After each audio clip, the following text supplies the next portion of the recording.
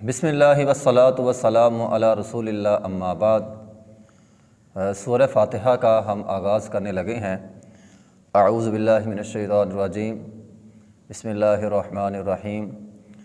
یہاں یہ بات یاد رکھیے گا کہ جب بھی قرآن کی تلاوت کا آغاز کرنا ہے تو اعوذ باللہ من الشیطان الرجیم ضرور پڑھنا ہے، کیونکہ اللہ رب العزت نے قرآن مجید کے اندر یہ حکم دیا ہے فَإِذَا قَرَأْتَ الْقُرْآنَ فَاسْتَعِذْ بِاللَّهِ مِنَ الشَّيْطَانِ الرَّجِيمِ، کہ جب بھی قرآن کی قرأت کا آپ آغاز کریں، تلاوت قرآن کریں، فَاسْتَعِذْ بِاللَّهِ مِنَ الشَّيْطَانِ الرَّجِيمِ، تو اعوذ باللہ من الشیطان الرجیم ضرور پڑھ لیں، یعنی شیطان سے اللہ کی پناہ ضرور مانگ لیں۔ ایک تو یہ اللہ کا حکم ہے، اور دوسرا یہ قرآن کے آداب میں شامل ہے۔ اگر بندہ اعوذ باللہ من الشیطان الرجیم جب پڑھے گا تو شیطان سے اللہ تعالیٰ محفوظ رکھیں گے، کیونکہ شیطان جو ہے وہ کبھی نہیں چاہے گا بندہ قرآن پڑھے، بندہ قرآن سیکھے اور یہ قرآن بندے کے دل پہ اترے اور بندہ مومن بن جائے، بندہ جو ہے وہ اللہ کا نیک ہو جائے، تو شیطان کبھی نہیں چاہے گا۔ شیطان تو ہر وقت انسان کو گمراہ کرے گا۔ شیطان تو یہ سوچ ڈالتا ہے یہ تو قرآن بڑا مشکل ہے، قرآن یاد نہیں ہوگا، قرآن سمجھنا بڑا مشکل ہے، فلاں ہے، تیرے بس کی بات نہیں ہے۔ تو اس طرح کے خیالات شیطان جو ہے وہ ذہن میں ڈالتا ہے، تو اس لیے اعوذ باللہ من الشیطان الرجیم پڑھیں تاکہ اللہ تعالیٰ آپ کو شیطان سے محفوظ رکھیں۔ قرآن دیکھیے مشکل نہیں ہے، یہ شیطانی خیال ہوتے ہیں کہ قرآن بڑا مشکل ہے۔ اللہ تعالیٰ تو فرماتے ہیں وَلَقَدْ يَسَّرْنَا الْقُرْآنَ، قرآن تو ہم نے آسان بنایا ہے۔ قرآن آسان ہے، لیکن شیطان کہتا ہے کہ قرآن مشکل ہے۔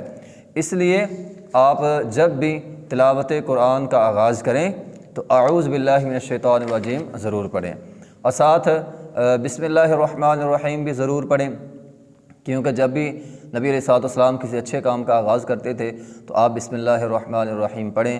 اور بسم اللہ الرحمن الرحیم پڑھنے کا ایک مقصد یہ بھی ہوتا ہے کہ میں جس کام سے بھی پہلے، قرآن مجید کی تلاوت ہو یا کسی بھی اور کام سے پہلے جب آپ بسم اللہ پڑھتے ہیں تو اس کی ایک وجہ یہ بھی ہوتی ہے کہ ہم اپنا کام جو ہے وہ اللہ کے سپرد کرتے ہیں۔ اے اللہ، نہ مجھے اپنے اوپر بھروسہ ہے نہ کسی اور پر بھروسہ ہے، اے اللہ مجھے تجھ پر بھروسہ ہے اور یہ کام میں تیرے سپرد کر رہا ہوں، تو اللہ رب العزت کی طرف سے یقیناً جو ہے وہ برکت نازل ہوتی ہے بسم اللہ الرحمن الرحیم پڑھنے سے۔ تو قرآن کے آغاز میں اعوذ باللہ پڑھیں اور بسم اللہ پڑھیں۔ الحمدللہ، تمام تعریفیں اللہ ہی کے لیے ہے۔ الحمد، حمد کا لفظ ہے کسی کی خوبی کی بنا پر اس کی تعریف کرنا، یہ اس کا مطلب ہے۔ کسی آدمی کے اندر کوئی خوبی ہے یا کسی ذات، اللہ تعالیٰ کی ذات میں جو خوبیاں ہیں، تو اس خوبی پر جو ہم تعریف کرتے ہیں اس کو حمد کہا جاتا ہے۔ الحمدللہ، للہ، لفظ اللہ جو ہے یہ اللہ کا ذاتی نام ہے۔ لفظ اللہ اللہ کا ذاتی نام ہے۔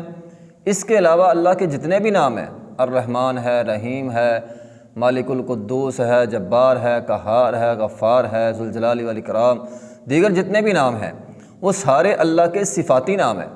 صرف ایک نام یعنی لفظ اللہ اللہ کا ذاتی نام ہے، باقی سارے نام جو ہیں وہ اللہ کے صفاتی نام ہیں۔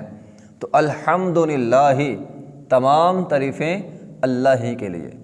انسان کو ہر حال میں الحمدللہ پڑھنا چاہیے، ہر حال میں، کیونکہ یہ الحمدللہ ایسا جملہ ہے جو انسان میں، انسان کے کام کاج میں، انسان کی زندگی میں برکت ڈالتا ہے۔ اگر آپ اچھے ہیں، آپ کو نعمتیں مل رہی ہیں، تو پھر بھی الحمدللہ پڑھنا ضروری ہے، کیونکہ الحمدللہ پڑھیں گے تو اللہ تعالیٰ آپ کو مزید عطا کریں گے، کیونکہ الحمدللہ جو ہے وہ شکران نعمت کے لیے ہوتا ہے کہ اللہ تعالیٰ میں شکر ادا کرتا ہوں تیرا۔ تو جو بندہ اللہ کا شکر ادا کرتا ہے لَإِن شَكَرْتُمْ لَأَزِيدَنَّكُمْ، تو اللہ تعالیٰ اس کو مزید عطا کرتے ہیں۔ تو اگر پریشانی ہے، مصیبت ہے، پھر بھی اللہ کا شکر ادا کریں تاکہ وہ مصیبت پریشانی جو ہے وہ آپ سے اللہ تعالیٰ دور لے جائے۔ تو انسان کو ہر حال میں، ہر وقت اللہ کا شکر جو ہے وہ ادا کرنا چاہیے۔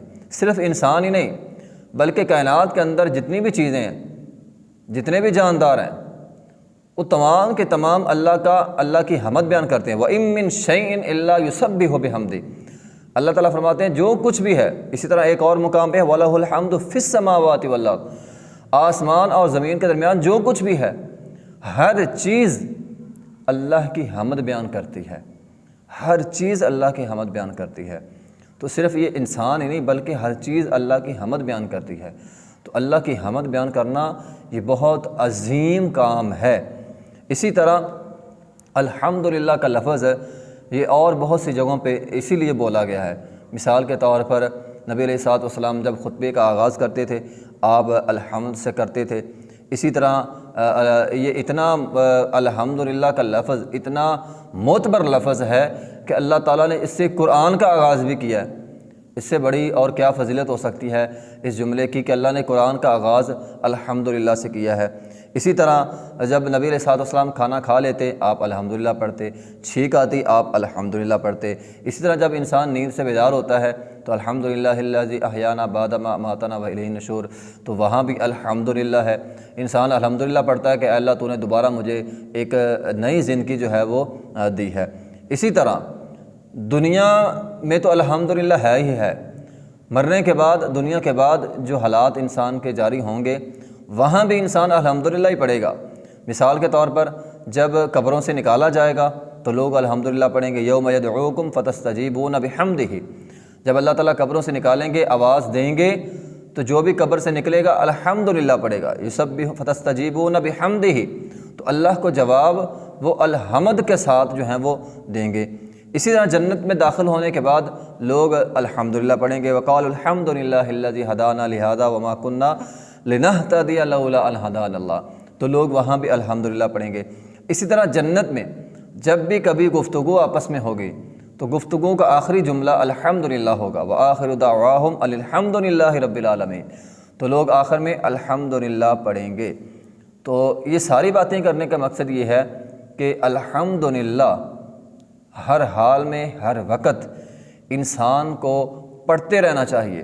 اس سے انسان کی زندگی میں، انسان کے مال میں، انسان کے گھر بار میں، انسان کی دکانداری میں، انسان کے لین دین معاملات میں، ہر چیز میں اللہ کی طرف سے جو ہے وہ برکت آتی ہے. اس لیے انسان کثرت سے الحمدللہ پڑھے. الحمدللہ یہ جملہ اتنا قیمتی اور اتنا وزنی ہے کہ کل قیامت کے دن یہ میزان میں بڑا بھاری ہوگا. یعنی جو اللہ تعالیٰ ترازو لگائیں گے نا، ایک طرف انسان کی نیکیاں ہوں گی ایک طرف انسان کے گناہ ہوں گے، تو نیکیوں والے پلڑے میں الحمدللہ کا جملہ بڑا وزنی ہوگا. فرمایا الحمدللہ تملا المیزان، یعنی یہ میزان کو بھر دے گا. الحمدللہ کا جملہ میزان کو جو ہے وہ بھر دے گا. اسی طرح نبی علیہ الصلوۃ والسلام نے فرمایا افضل الذکر لا الہ الا اللہ و افضل الدعاء الحمدللہ. فرمایا افضل ذکر جو ہے وہ تو لا الہ الا اللہ ہے، لیکن افضل دعا یعنی سب سے بہترین دعا، سب سے افضل دعا فرمایا وہ الحمدللہ ہے. اس لیے انسان الحمدللہ کو کثرت سے پڑھے، کثرت سے پڑھے. نبی علیہ الصلوۃ والسلام صبح شام کے اذکار میں پڑھتے تھے، نماز میں بھی الحمدللہ ہے. ہر وقت ہر حال میں ہر موقع پر انسان کو جو ہے وہ الحمدللہ پڑھتے رہنا چاہیے تاکہ اللہ کی طرف سے جو ہے وہ برکات نازل ہوتی رہیں. وآخر دعوانا الحمدللہ رب العالمین.